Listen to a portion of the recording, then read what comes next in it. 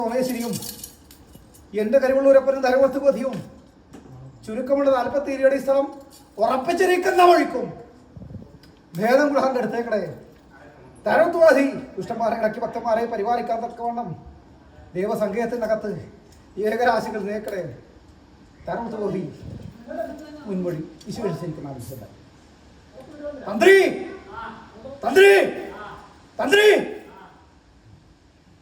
മുൻമൊഴി വിശേഷിച്ചിരിക്കുന്ന ആ മൊഴിതല്ലോ അല്ല തന്ത്രി. സ്ഥൂല സൂക്ഷ്മ കാര്യകാരണമെന്ന ശരീരത്രയത്തിനകത്ത് ഹൃദയമായിരിക്കുന്നത് ആരിവോട് ഭക്തി എന്നിരിക്കുന്ന ശൃംഖല കൊണ്ട് വിഗ്രഹത്തിൽ പ്രതിഷ്ഠിച്ചിരിക്കുന്നതായ ചൈതന്യത്തെ ബന്ധിച്ചിരിക്കുന്ന ഒരു ബന്ധുണ്ട് അല്ല തന്ത്രി അല്ലേ. അത് പരശുരാമാവതാര കാലത്ത് കേരളം 160 കാലം ഭൂമി ചവച്ച് അല്ലേ വാളന്മേൽ നീർപകർന്നു കൊടുത്തിരിക്കുന്നതായ അനുഭവം അല്ലേ.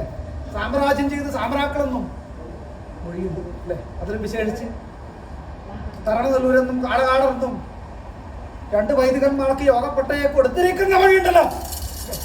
അത് വാളിന്മേൽ നീർപകർന്നു കൊടുത്തിരിക്കുന്നതായ ഗായത്രി മൂലമന്ത്രോപദേശത്തെ കൊണ്ട് നിങ്ങൾക്ക് സർവവിധമായിരിക്കുന്ന പ്രതിഷ്ഠകളെ കൊണ്ടും പൂജകളെ കൊണ്ടും അനുഷ്ഠാന ആചാര വിധാനങ്ങളെ കൊണ്ടും എല്ലായിരിക്കുന്ന ദേവാലയങ്ങളെ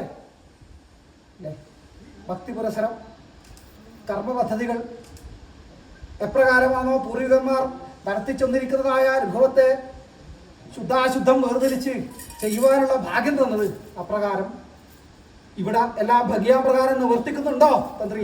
ഉണ്ടോ? ചന്ദ്രവട്ടം തെളിഞ്ഞോ? കാത്തിരുന്ന് മുഷിഞ്ഞോ? ഇല്ലല്ലോ. സത്തോടെ തന്നെയല്ലോ ഇരിക്കട്ടെ. 20 60 നാഴിക ബന്ധിരിക്കുന്നതായ മൊഴിക്ക് തക്കവണ്ണം 3 പൂജാവേളയെങ്കിലും അല്ലേ മന്ത്രവിധാനത്തെ കൊണ്ട് എപ്രകാരമാണോ എൻ്റെ ദേവസങ്കേയത്തിൽ നിൽക്കുന്ന പരാശക്തി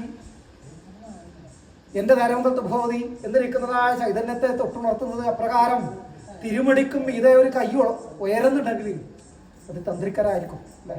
അപ്രകാരം നിരതായിരിക്കുന്ന കരത്തെ കൊണ്ട് അർച്ചിച്ചിരിക്കുന്ന പുഷ്പങ്ങൾക്കും നിവേദിച്ചിരിക്കുന്ന നിവേദ്യ വസ്തുക്കൾക്കും അതിൻ്റെതായിരിക്കുന്ന ഫലപ്രാപ്തിയെ നിൻ്റെതായിരിക്കുന്ന കുഞ്ഞുകുട്ടി കിടാങ്ങൾക്കും പൂർവിക സമ്പത്തിനും ഇനി വരുന്ന തലമുറക്കും നാളേക്ക് നിളയ്ക്ക് നടക്കാനുള്ള ഭാഗ്യത്തെ തന്നു സത്യത്തിനും ബുദ്ധിക്കും ഏകരാശി വെച്ച് നിൽക്കട്ടെ. ഗുണം വരണേ ഗുണം വരണേ ഗുണം വരണേ കൊണ്ടാ.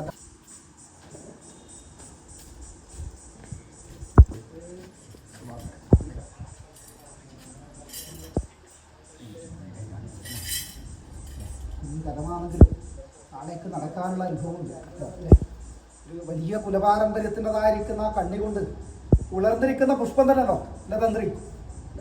കർമ്മങ്ങൾ പൂർവികമായി കർണോപദേശം ചൊന്നറിയിച്ചില്ലെങ്കിലും അത് രക്തത്തോട് രക്തം ചേർന്നിരിക്കുന്ന ബന്ധം പോലെ അത് ജന്മന അത് ഗ്രഹിക്കും. ഇതിൻ്റെ ഭാഗ്യം കൊടുത്താൽ പോലെ ഞാൻ തന്ന ധനമല്ലേ ഇത്.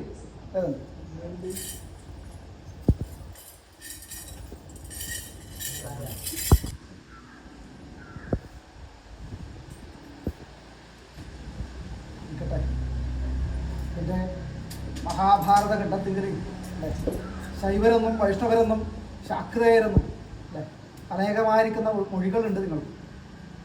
എങ്കിലും ഇന്ന് എൻ്റെതായിരിക്കുന്ന ഉടക്കകത്തുനിന്ന് വിരിഞ്ഞിരിക്കുന്ന ചന്താമര പുഷ്പമായിട്ട് ഈ കണ്ണിനെ ഊറ്റിപ്പൊളിച്ച് സംരക്ഷിക്കാം. അതുപോലെ തന്ത്രിക്ക് വിശേഷിക്കാനുണ്ടോ? തന്ത്രി പറയാനുണ്ടോ? വിശേഷിക്കാനുണ്ടോ? സ്വന്തോടെ തന്നെയല്ലോ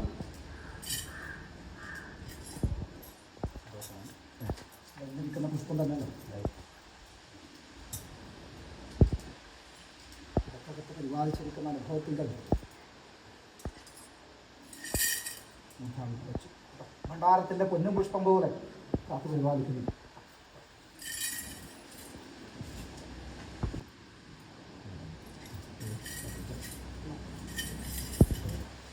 ശേഷം വിശേഷിക്കാനുണ്ടോ? സന്തോഷം തന്നെയല്ലോ. ശേഷമോ തന്ത്രി എൻ്റെ തരങ്ങളത്തെ പ്രശ്നവും ഭേദമായിട്ട്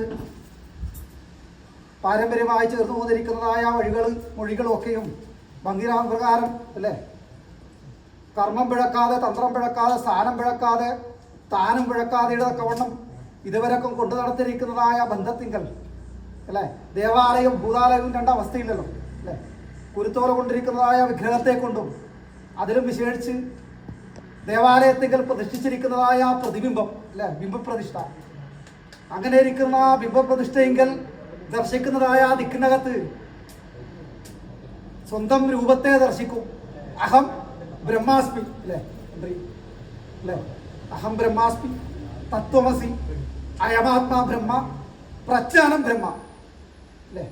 ഈ ബ്രഹ്മത്തിൻ്റെതായിരിക്കുന്ന ഈശ്വരനായിരിക്കുന്നതായ അംശമാണ് നിങ്ങളെല്ലാവരും. അതുകൊണ്ടാണ് ഇവിടെ കണ്ണാടി പ്രതിഷ്ഠയുള്ളത് അല്ലേ?